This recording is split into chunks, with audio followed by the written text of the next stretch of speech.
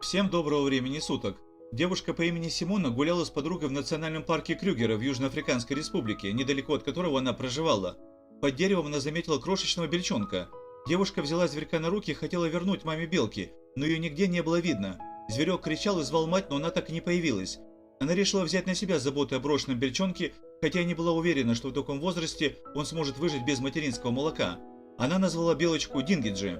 Ни Симона, ни ее парень Кристоф не имели опыта ухода за дикими животными, так что всему пришлось учиться на ходу. Первое время малышку приходилось кормить не только днем, но и по 7 раз ночью. Симона устроила белке гнездо в обувной коробке. Дингиджи оно не понравилось, и она перебралась в кровать своей спасительницы. Первые несколько месяцев бельчонок настолько нуждался в своей новой маме, что Симоне приходилось брать ее с собой на работу и ухаживать за ней там. Белка обычно пряталась в ее шарфе или грелась под майкой. Симона понимала, что к Дингиджи нельзя привязываться, так как дикое животное должно жить на воле, и собиралась однажды ее отпустить. Когда белка подросла и окрепла, пара отвезла ее в национальный парк Крюгера, один из самых диких на планете. Освоившись на траве, Дингиджи в одно мгновение вскочила на дерево и устремилась вверх, покинув свою временную семью. Она легко адаптировалась к жизни в лесу, но однажды белка вернулась, потом снова убежала, но позже стала приходить вновь и вновь. Бывало так, что когда девушка возвращалась с работы, белка уже ждала ее в доме.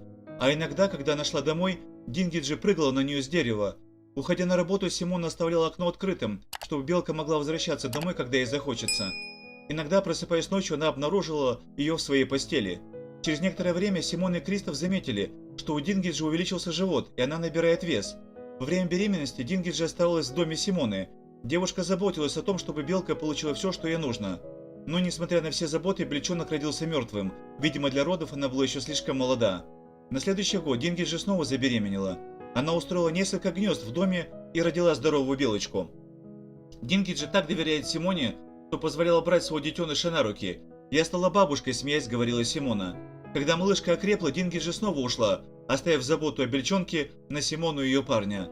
Она много времени проводит в лесу, но всегда возвращается в место, которое навсегда стало ее домом, к человеческой семье, которой она, не задумываясь, доверила самое дорогое. Спасибо за просмотр, подписывайтесь на канал, ставьте лайк, оставляйте свой комментарий. Всем пока!